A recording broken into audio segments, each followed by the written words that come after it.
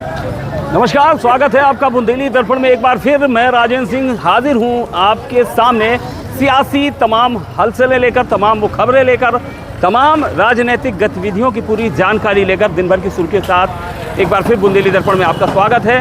जैसा कि मेरे आप बाईं ओर देख सकते हैं, मोनिया नृत्य की गाड़ी जा रही है। कुछ देर पहले यहाँ मोनिया नृत्य हो रहा था और जिस तरीके से दीपावली के ठीक दूसरे दिन मोनिया नृत्य की धूम पूरे बुंदेलखंड में भी रहती है, तो आज दिन भर ये तस्वीरें अलग अलग जगह से देखने को मिली। बड़ी तादाद में मोनिया जो कहलाते हैं वो नृत्य मोरपंख लेकर करते हैं और ये बुंदेलखंड का पारंपरिक नृत्य है जिसका बुंदेलखंड में खासा महत्व है।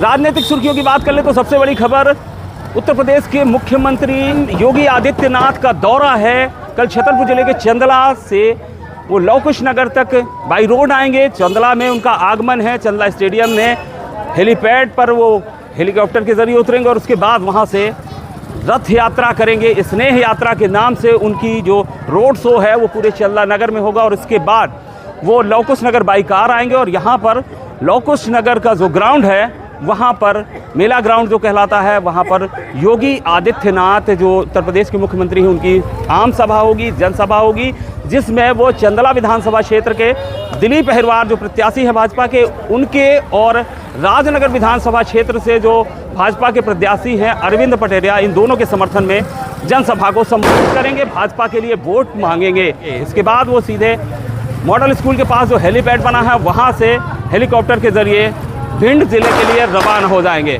तो ये एक बहुत बड़ी सुर्खी कही जा सकती है जिसकी तैयारियां न सिर्फ चंदला हेलीपैड में की गई हैं, उसके बाद रथ यात्रा जो उनकी होगी चंदला में, उसकी भी तैयारियां जोर शोर से की जा रही हैं स्थानीय प्रशासन के द्वारा। जहां सुरक्षा के पुख्ता इंतजाम किए जा रहे हैं, तो वहीं भाजपा कार्यकर्ताओं के द्वारा सीएम योगी आदित्यनाथ के आगमन को लेकर सभी तैयारियाँ की जा रही हैं।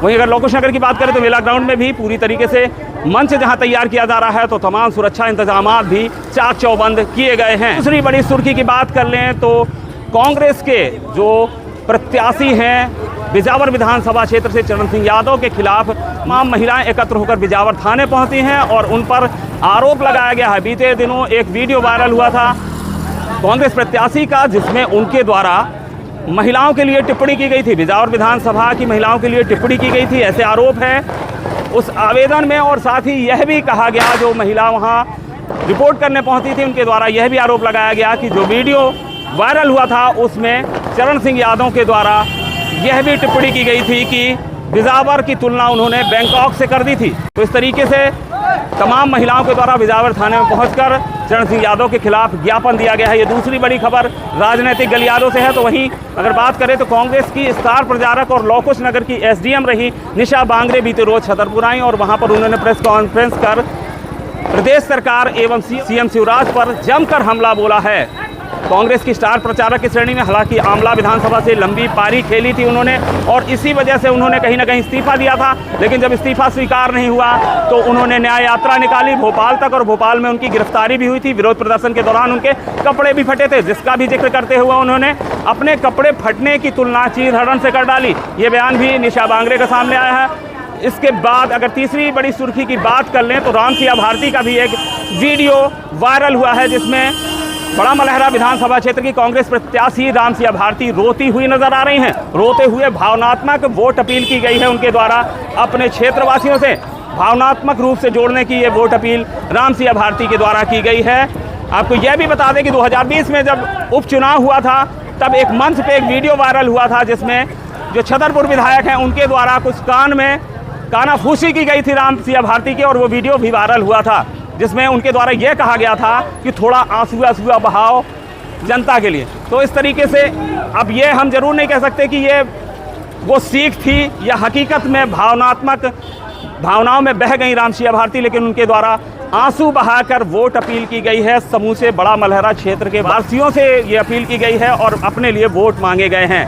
तो रामसिया भारती की इस खबर के बाद सीधे रुक कर लेते हैं छतरपुर का एक बड़ा नाम बुंदेलखंड के कद्दावर नेता रह चुके सत्यव्रत चतुर्वेदी की बेटी नीति चतुर्वेदी।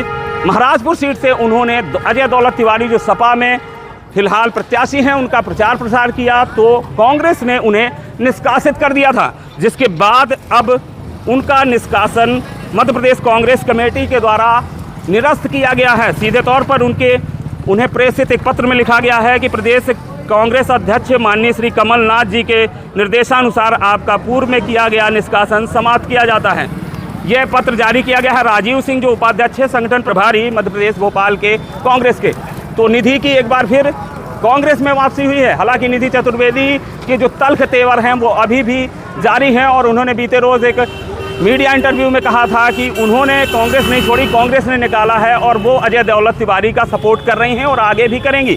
तो इस तरीके से बयानबाजी भी सामने आई निधि सत्यव्रत चतुर्वेदी की, लेकिन अब कांग्रेस पार्टी ने उन्हें वापस बुलाया है, वापस अपनी पार्टी में शामिल किया है और उनका जो निष्कासन किया गया था कांग्रेस के द्वारा उसे निरस्त किया गया है। लेकिन अब निधि चतुर्वेदी, जो सत्यव्रत चतुर्वेदी जी की बेटी हैं, उनका स्टैंड क्या रहता है ये देखना भी दिलचस्प होगा। तो ये तमाम सुर्खियां थी आज की और बीते रोज की, जो कल हम दिवाली की वजह से नहीं बता पाए, लेकिन अब फिर हम आपको लगातार अपडेट रखेंगे चुनावी सुर्खियों से, सियासी गर्मी से और सियासत में क्या क्या हो रहा है, कौन नेता कहां जा रहा है। चुनाव के महज 2 दिन बचे हैं। वहीं आपको यह भी बता दें कि यह जो विधानसभा चुनाव 2023 है, ये ना लहर का चुनाव है और ना पार्टी विशेष का चुनाव है। हर सीट में अपने अपने आंकड़े हैं, हर सीट का अपना अपना समीकरण है और ये प्रत्याशी पर डिपेंड करने वाला चुनाव है। अब वो लहर नहीं रही कि भाजपा या कांग्रेस एक तरफा कहीं भी नजर आ रही हो।